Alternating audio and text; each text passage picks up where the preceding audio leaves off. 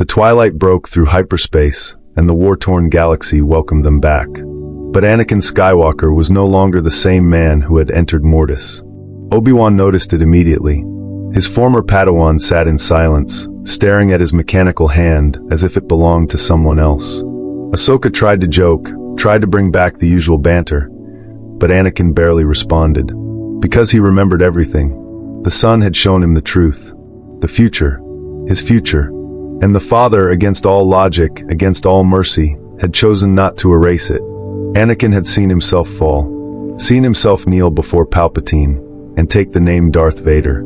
Seen himself march on the Jedi Temple with the 501st, cutting down younglings who called him master.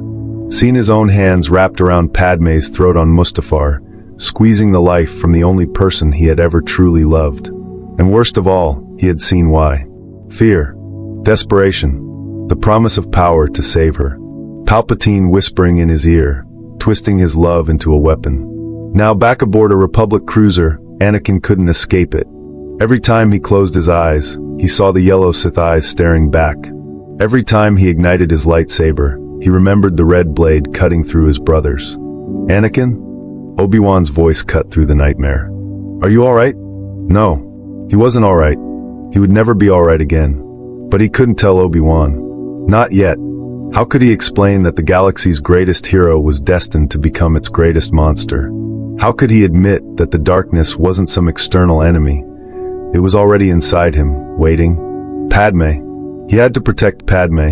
That was the key. The vision showed him losing her. So if he could just keep her safe, if he could just avoid that one moment of weakness. But the fear gnawed at him. What if knowing the future only guaranteed it? What if trying to stop it was exactly what caused it? Anakin clenched his fists. No. He refused to accept that. The Force had shown him this for a reason. He would change it. He had to. But first, he needed to understand how it all began. And every instinct told him the answer started with one man. Chancellor Palpatine. 3 days passed. Anakin didn't sleep. Every time exhaustion pulled him under, the nightmares returned. Padme screaming. Obi-Wan's face filled with betrayal. The Emperor's laughter echoing through burning halls. He tried to meditate, tried to center himself in the Force like the Jedi taught. But the moment he opened himself to the light, he felt it, the dark side, coiling inside him like a serpent. Waiting. Patient. It had always been there. He just hadn't wanted to admit it. Ani. Padme's voice was soft, concerned.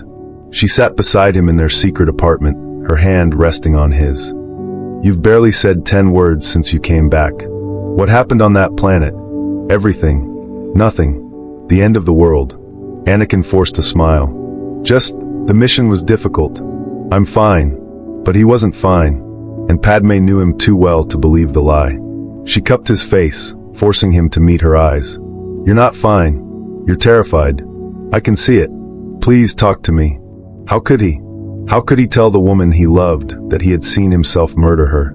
That in trying to save her life, he would take it with his own hands? The vision played again in his mind. Her gasping for air. His voice, cold, mechanical, monstrous, saying she had betrayed him. The light fading from her eyes as their unborn children died inside her. I'm losing you, he whispered, the words escaping before he could stop them. Padme's eyes widened. What? Ani, you're not losing me. I'm right here. Not now. But soon. I've seen it. His voice cracked. I've seen you die, Padme. Die because of me. Silence. She didn't pull away. Didn't laugh at the impossible claim. She just held him tighter. That won't happen. Whatever you saw, we'll face it together.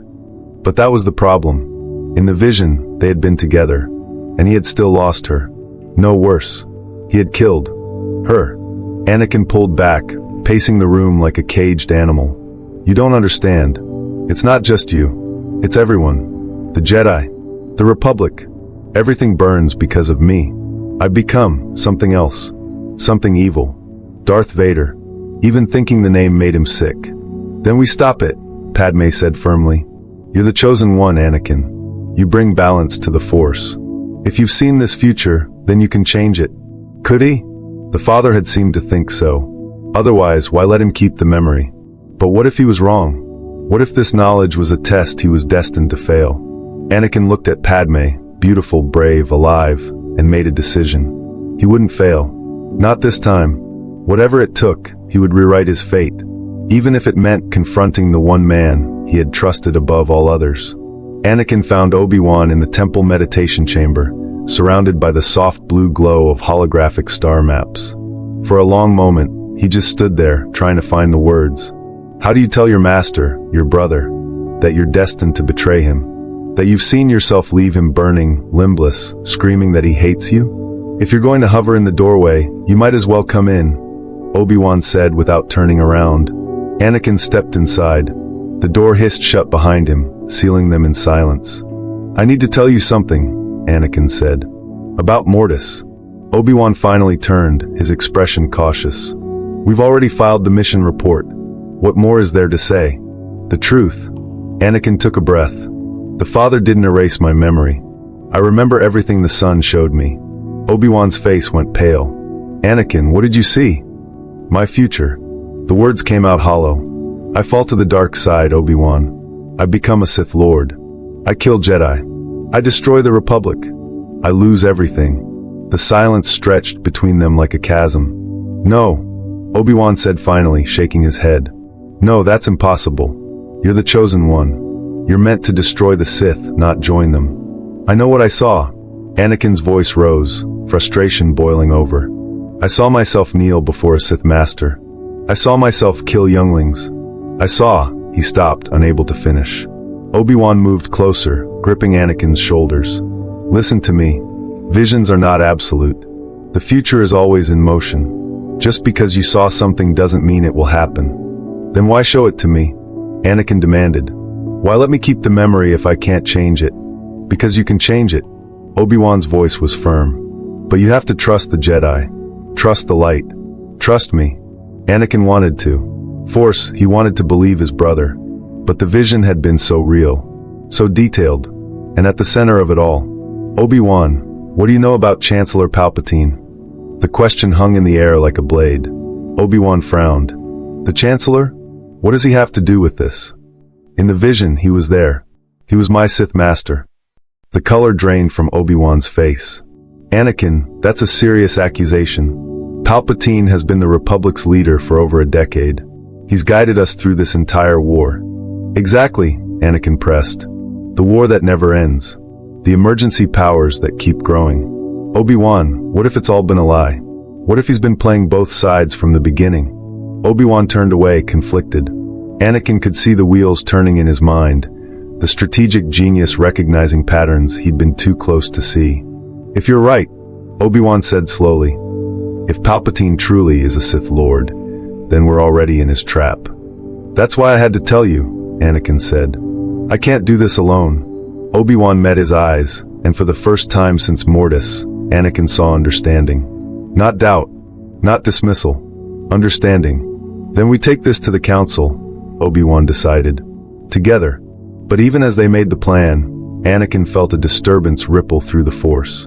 Somewhere in the heart of Coruscant, someone had just felt their suspicion, and was already moving to counter it. Chancellor. Palpatine stood before the floor-to-ceiling windows of his office, gazing out at the Coruscant skyline. But his mind was elsewhere, deep in the Force, sensing the currents of fate shifting in ways they should not. Something had changed. Skywalker was different, guarded, fearful, and worst of all, suspicious. For years, Sidious had carefully cultivated the boy's trust. Positioned himself as the father figure Anakin never had. Whispered doubts about the Jedi, praised his potential, made him feel seen in ways the Order never could. Everything had been proceeding perfectly. The war, the nightmares about Padme, the growing resentment toward the Council. Anakin was supposed to fall gradually, naturally, a slow descent into darkness that would feel like salvation. But now there was resistance where there should be none. Sidious closed his yellow eyes, reaching deeper. He felt Anakin's presence in the Force, bright, conflicted, burning with the knowledge of something he should not know. Mortis. The word echoed through the dark side like a curse. That planet, those Force wielders, they were supposed to be myths, legends, distractions from the war.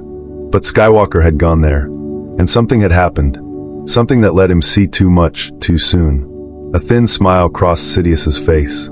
So, the boy knows his destiny. Interesting. Most would consider this a disaster. But Sidious hadn't ruled the galaxy from the shadows for decades by panicking. No, every setback was simply a new opportunity.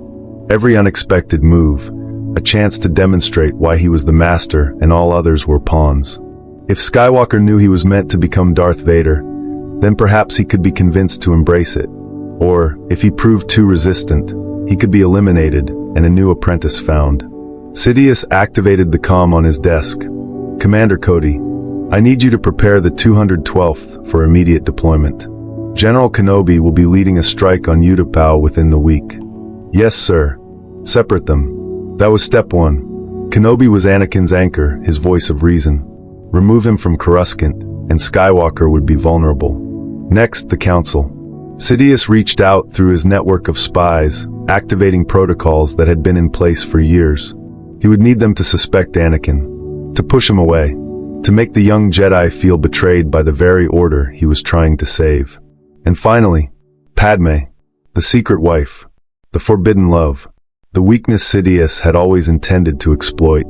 He pulled out a small holographic device, recording a message that would be delivered through untraceable channels. A warning, a threat, just enough to make Anakin's protective instincts override his judgment.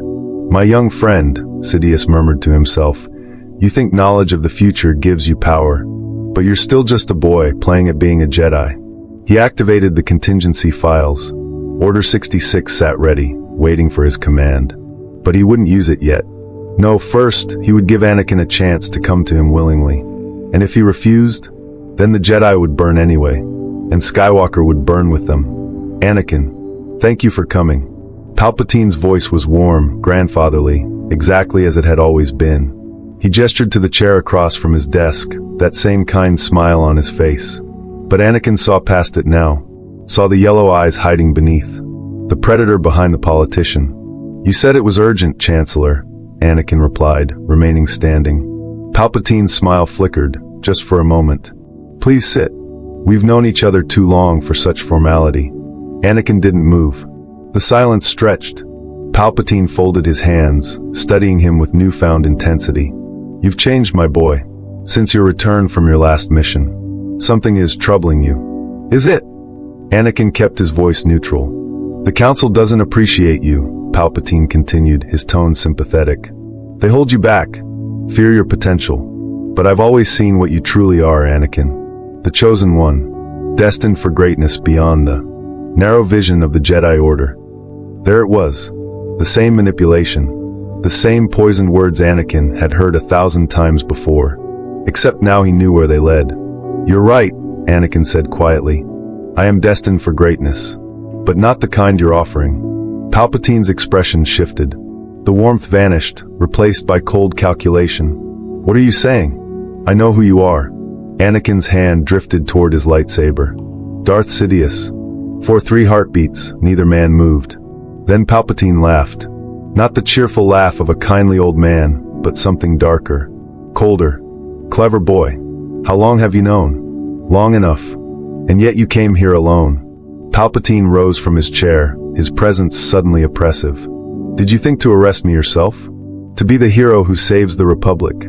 I came to give you a choice, Anakin said. Surrender. Face justice. End this war. A choice? Palpatine's voice dripped with contempt. You think you're in a position to offer me choices? I am the Republic, Anakin. I am the Senate. The Jedi. The Separatists. All of it. I have orchestrated every battle, every death, every moment of this war. I am the only thing holding civilization together. You're a monster. No. Palpatine stepped closer. I am the solution. The Jedi are the monsters, arrogant, complacent, blind to the galaxy's true needs. And you know I'm right. I've seen your frustration, your anger, your fear of losing Padme. Anakin's blood went cold. Don't speak her name. Oh, but I must. Palpatine's eyes gleamed. She's going to die, Anakin. In childbirth. You've seen it, haven't you? The visions, the nightmares. I can teach you to save her. The dark side of the Force is a pathway to many abilities some consider to be unnatural. There it was. The exact offer from his vision. The promise that had made him fall. But this time, Anakin heard it for what it was. A lie. A trap. The same manipulation that had destroyed him before. No, Anakin said, igniting his lightsaber. I won't make that mistake. Not again. Palpatine's face twisted into something inhuman. Then you will die. Lightning exploded from the Sith Lord's fingers. But Anakin was ready. His blade caught the energy, deflecting it into the walls. Alarms screamed throughout the building. The Jedi are coming, Anakin said through gritted teeth. It's over. Palpatine smiled through the lightning. Oh, my dear boy. It's only just beginning. The door exploded inward. Mace Windu strode through the smoke, his purple blade ignited, flanked by Kit Fisto, Aegon Kohler, and CC Tyan. The Jedi Masters took in the scene instantly. Anakin locked in combat with the Chancellor, lightning crackling through the office. Skywalker, Mace barked. Stand down. He's a Sith Lord, Anakin shouted, barely holding the line against Palpatine's assault.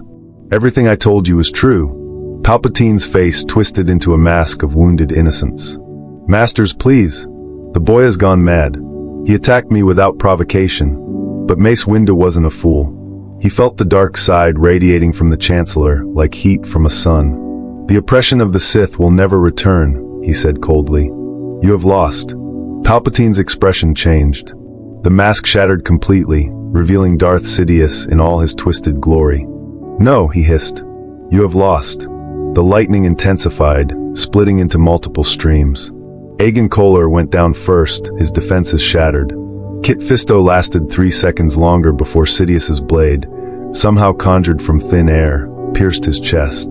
CC Tyan tried to flank, but the Sith Lord moved with impossible speed, cutting him down with contemptuous ease. In 10 seconds, 3 Jedi Masters lay dead. Only Mace Windu and Anakin remained standing.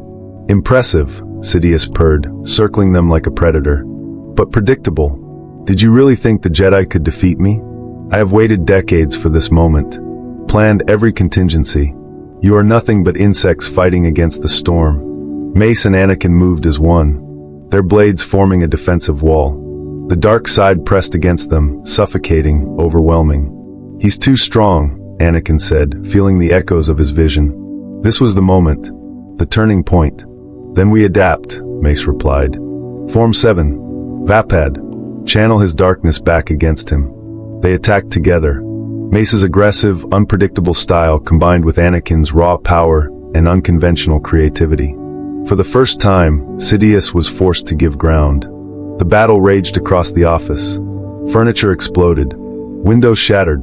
The entire building shook with the force unleashed. And slowly, impossibly, the Jedi began to win. Sidious's lightning faltered. His blade work grew desperate. Mace drove him toward the window with relentless pressure, and Anakin cut off every escape route. Finally, Mace's blade struck true, disarming the Sith Lord. Sidious fell, his face scarred and twisted, lightning dying on his fingertips. You've lost, Mace said, standing over him. Have I? Sidious gasped, suddenly looking old and fragile.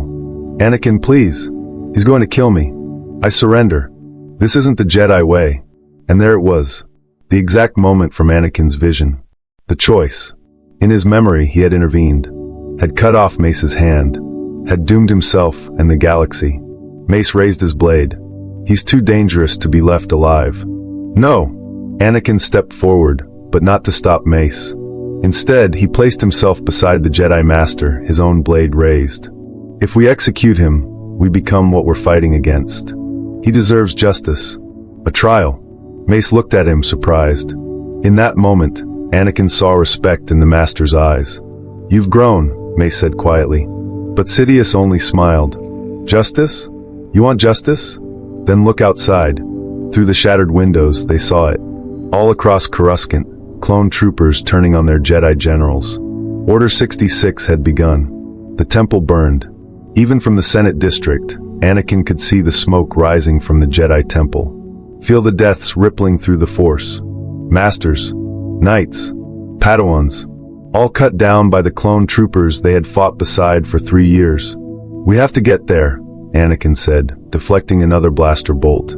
The Senate building had become a war zone the moment Order 66 activated. Clone troopers poured in from every entrance, programmed to kill every Jedi on sight. "We won't make it in time," Mace said grimly, cutting down another trooper. "Sidious planned this perfectly. Even imprisoned, his contingency is playing out exactly as he designed." Anakin's rage boiled over.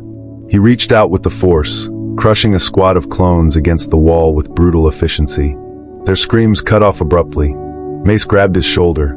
"Control yourself, Skywalker. Control?" Anakin whirled on him. "The Order is being slaughtered. My wife is out there. Obi-Wan is on Utapau surrounded by his own men. And you want me to control myself?" "Yes," Mace said firmly. "Because the dark side is exactly what Sidious wants you to embrace. Every Jedi you fail to save, every innocent death, he's counting on it to break you." Anakin knew he was right. Could feel the darkness coiling tighter, whispering that more power was the answer. That if he just gave in, just accepted what he was meant to be, he could save everyone. His vision had shown him this moment. Not the same circumstances, but the same choice. Power or principle. Darkness or light. "I can't lose her," Anakin said, his voice cracking. "I can't lose anyone else." "You won't," a voice said behind them. Padme stood in the doorway, flanked by Captain Typho and a squad of loyal Naboo guards. Her senatorial robes were scorched, but she was alive. Anakin ran to her, pulling her close. "Thank the Force." "The Senate is in chaos," Padme reported. "Half the politicians are calling for martial law. The other half are trying to figure out what just happened." "What happened?" Mace said. "Is that democracy died. Even with Sidious captured, his plans continue. We need to broadcast the truth. Show the galaxy what he really is." But Anakin barely heard him.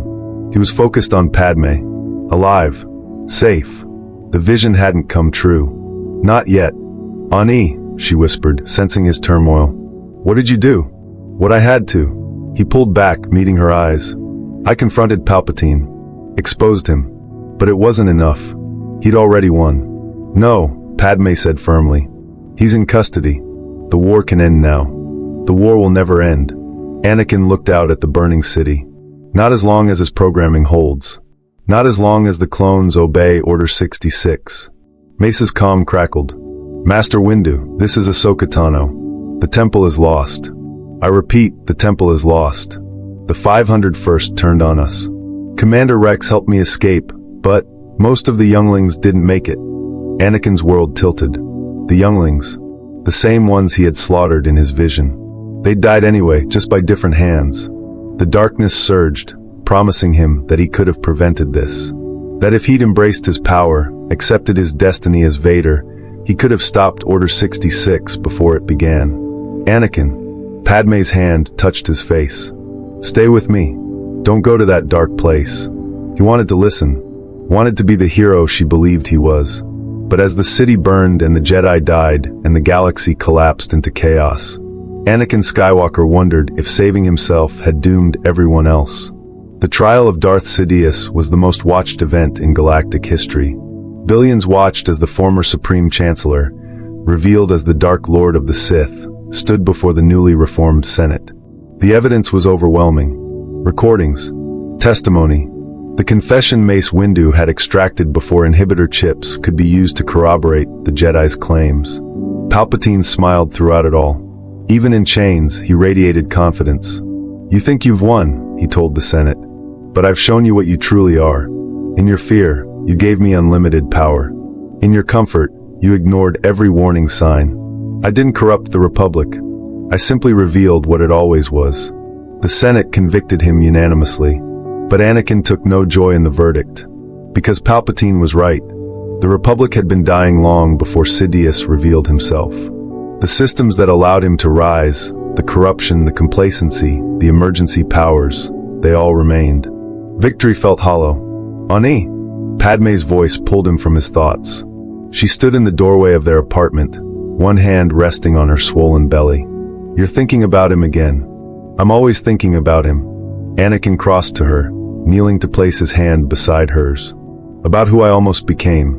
2 months had passed since that day in the Senate building.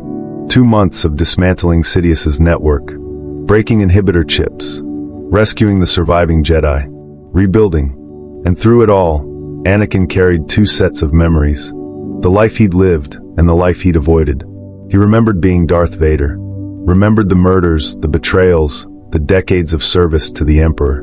But he also remembered this, kneeling before Padme, feeling their children move beneath his hand, knowing they would be born free. "You didn't become him," Padme said softly. "You made a different choice." "Barely." Anakin's voice was hollow. "Every day I feel the pull. The fear that I'll lose you. The anger at the Council for not trusting me. The power waiting in the darkness. It would be so easy to fall. But you don't," Padme countered. "That's what matters. Not the temptation. The choice." 3 weeks later, Luke and Leia were born. Anakin held them in the medical center, these tiny, perfect lives that should never have existed. In his vision, Padme had died. The children had been separated. Luke hidden on Tatooine, Leia on Alderaan, neither knowing the other existed. Now they were together. A family. "Hello there," Obi-Wan said from the doorway, smiling. "Might I meet my new niece and nephew?" Anakin handed Luke to his former master carefully. "This is why you came back from Utapau alive," he said. "Because I didn't fall. Because Rex and Ahsoka helped you escape Order 66 before it fully activated. Because you trusted me," Obi-Wan corrected. "You didn't have to tell me about your vision. You could have carried that burden alone. But you chose to let me help." The Jedi Order was rebuilding, smaller and humbler. Mace Windu had proposed sweeping reforms. No more political entanglements. No more child recruitment. A return to the Order's original purpose, serving the Force, not governments. Anakin had been offered a council seat. He'd declined. "I need time," he told Yoda, "to understand who I am, what balance truly means." The ancient master had nodded, understanding in his eyes. "Brought balance you have, but at great cost to yourself. Heal you must." Months passed, then years. The Empire never rose. The Jedi survived. The Republic transformed into something better, forged by the knowledge of how close it had come to falling. But late at night, Anakin still woke in cold sweats. Still saw the yellow eyes in the mirror. Still heard Vader's breathing in the silence. "It never goes away, does it?" he asked Obi-Wan one evening, watching Luke and Leia play. "No," Obi-Wan admitted. "The darkness you carry, the knowledge of what you could have been, it's a wound that never fully heals." "Then how do I live with it?" Obi-Wan placed a hand on his shoulder. "By remembering that scars are proof of survival. You saw the worst possible future and chose differently. That took more strength than any Sith Lord could ever possess." Anakin looked at his children, his wife, his brother, the galaxy he'd saved by saving himself. "I was supposed to bring balance to the Force," he said quietly. "And you did," Obi-Wan replied, "by choosing balance within yourself." Anakin Skywalker, the chosen one, the hero with no fear, the man who didn't become Darth Vader, allowed himself to believe it. But some nights, when the darkness whispered, he wondered if he'd simply delayed the inevitable, or if every day he chose the light was its own kind of victory.